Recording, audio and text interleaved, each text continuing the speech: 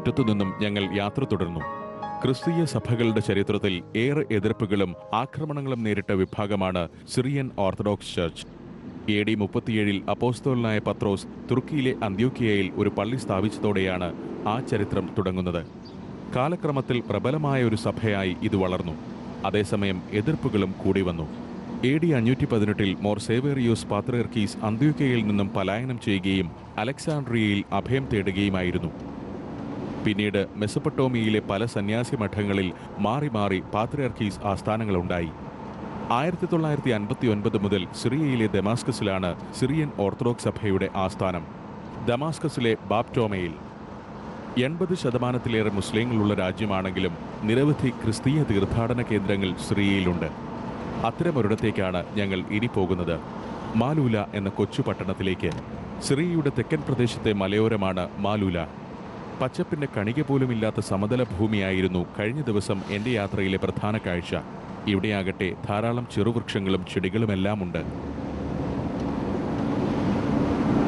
മല കയറി നീങ്ങും തോറും അന്തരീക്ഷത്തിൽ തണുപ്പ് കൂടിക്കൊണ്ടിരുന്നു. കാർ വീണ്ടും ഒരു പട്ടണ കവാടത്തിലെത്തിയിരിക്കുന്നു. കുരിശുയുദ്ധകാലം മുതൽ തന്നെ ക്രിസ്തീയ തീർത്ഥാടകരുടെ ഇടത്താവളമാണ് ഈ നഗരം. പുതിയ കാലത്ത് തീർത്ഥാടകരെക്കാൾ വിനോദസഞ്ചാരികൾ എത്തിത്തുടങ്ങിയതോടെ നഗരത്തിൻ്റെ മുഖഛായ മാറിയിരിക്കുന്നു. കൃഷിയിടങ്ങളും വാസഗേഹ സമുച്ചയങ്ങളും ഹോട്ടലുകളുമെല്ലാമുള്ള നഗരഭാഗങ്ങൾ.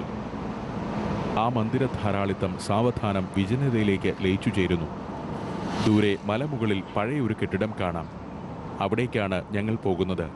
AD 547 സ്ഥാപിതമായ ഒരു സന്യാസി മഠമാണത്.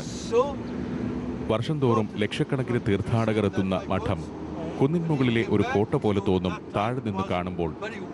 ചുറ്റിവളഞ്ഞു പോകുന്ന മലമ്പാതയിലൂടെ ഞങ്ങൾ മൊണാസ്ട്രിയുടെ മുന്നിലെത്തി.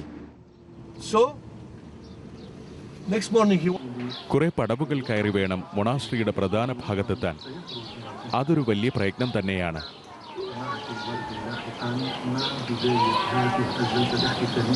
കുറച്ചുനേരം മൊണാസ്ട്രിയുടെ മുറ്റത്ത് ശങ്കിച്ചു നിന്നു.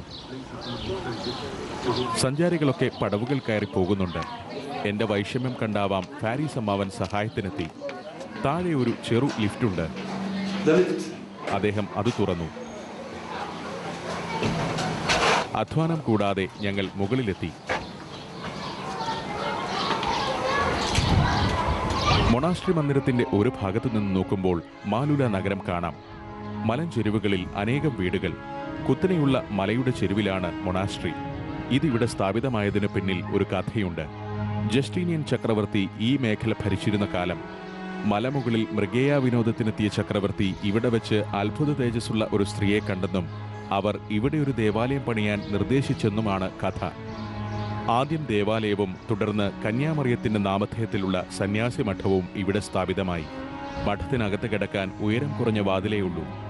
ഫാരീസ് അമ്മാവൻ അതിലൊന്നിലൂടെ എന്നെ നയിച്ചു. ഇത്തരം മന്ദിരങ്ങളിൽ പ്രവേശിക്കുമ്പോൾ നമുക്ക് പ്രത്യേകമായൊരു അനുഭൂതിയാണ് ഉണ്ടാവുക. കൽക്കെട്ടുകളുടെ തണുപ്പ്, ഭക്തിയുടെ അന്തരീക്ഷം എന്നിവയൊക്കെയാകാം അതിന് കാരണം. പള്ളിയിലും മഠത്തിലും പ്രധാന ഭാഗങ്ങളിലൊന്നും ക്യാമറ പ്രവേശിപ്പിക്കാൻ അനുമതിയില്ല. എവിടെയും നിരീക്ഷകരായ കന്യാസ്ത്രീകളുടെ സാന്നിധ്യമുണ്ട്. വിശുദ്ധ ലൂക്ക വരച്ചതെന്ന് കരുതപ്പെടുന്ന കന്യാമറിയത്തിന്റെ ചിത്രങ്ങൾ ഈ മന്ദിരത്തിനകത്തുണ്ട്. അതൊന്നും ക്യാമറയിൽ പകർത്താനാവില്ല. പുരാതനത്വം തോന്നുന്ന മൊണാസ്ട്രി മന്ദിരത്തിന്റെ കൽത്തണുപ്പിലൂടെ ഞങ്ങൾ നടന്നു. സിറ്റ്നായ നഗരത്തിന് ആ പേര് ലഭിക്കാൻ കാരണം ഈ സന്യാസി മഠമാണെന്നാണ് വിശ്വാസം. സെയ്ഡ, നായ എന്നീ 2 സിറിയക് പദങ്ങൾ ലോപിച്ചാണ് സിറ്റ്നായ എന്ന നഗരനാമമുണ്ടായത്. അവർ ലേഡി എന്നാണ് ആ വാക്കിന്റെ അർത്ഥം. ഇതാണ് മഠത്തിലെ ചാപ്പൽ.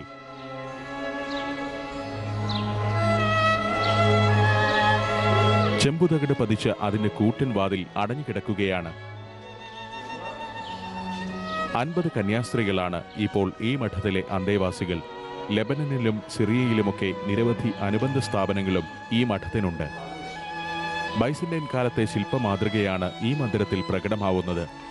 വലിയ കല്ലുകൾ കൊണ്ടുള്ള ഭിത്തികളും കമാനങ്ങളും ശില്പങ്ങളുമൊക്കെ ഇതിലുണ്ട്. ഓരോ ഭാഗവും ഒരു ചെറിയ ഗുഹ പോലെയാണ് നിർമ്മിച്ചിരിക്കുന്നത്. ഈ ദേവാലയത്തിന്റെ നിർമ്മാണശേഷം ജസ്റ്റീനിയൻ ചക്രവർത്തിക്ക് പല സൗഭാഗ്യങ്ങളും കൈവന്നുവെന്നാണ് വിശ്വാസം.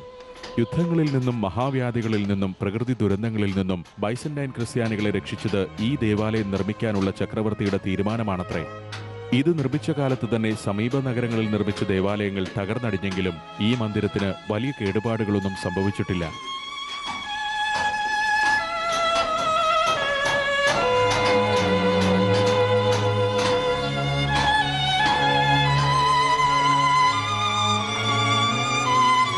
ഞങ്ങൾ മൊണാസ്ട്രി മന്ദിരത്തിന്റെ പുറത്തിറങ്ങി.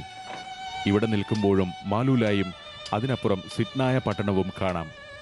മലഞ്ചെരുവിൽ നിന്ന് സമതലം വരെ വ്യാപിക്കുന്ന കെട്ടിടങ്ങൾ, സമതലത്തിലെ കൃഷിയിടങ്ങൾ, അതിനിടയിലൂടെ നീണ്ടുപോകുന്ന പാത, അപ്പുറം സിറ്റ്നായ പട്ടണം. അക്കാണുന്നതാണ് ഞാൻ നേരത്തെ സന്ദർശിച്ച മാർ അപ്രേം മൊണാസ്ട്രി.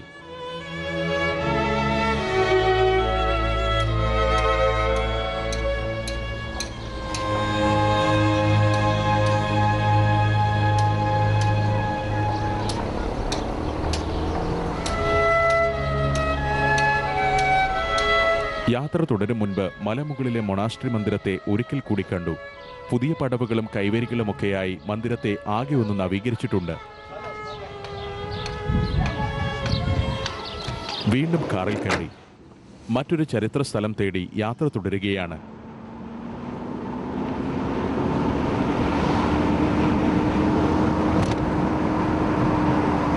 വെയിലിന്റെ ശക്തി കൂടിക്കൊണ്ടിരുന്നു.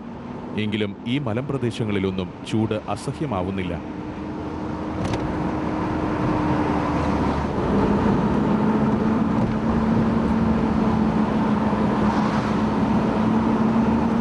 മലഞ്ചെരുവിലെ വീടുകളാണ് ഇവിടുത്തെ ഒരു പ്രത്യേകത. അടുത്തടുത്തായി നിൽക്കുന്ന ബഹുനില വീടുകൾ. ഇതിൽ ഓരോന്നിലും ഒന്നിലേറെ കുടുംബങ്ങൾ വസിക്കുന്നുണ്ട്.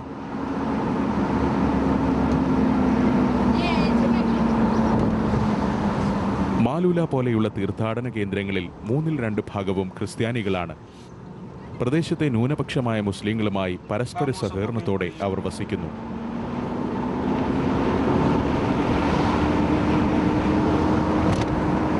മാലൂലായുടെ മലയിറങ്ങി അപൂർവമായ കാഴ്ചകളുമായി കാത്തിരിക്കുന്ന അടുത്ത പട്ടണം ലക്ഷ്യമാക്കി ഹുസാം നല്ല വേഗത്തിൽ കാർ ഓടിച്ചുകൊണ്ടിരുന്നു.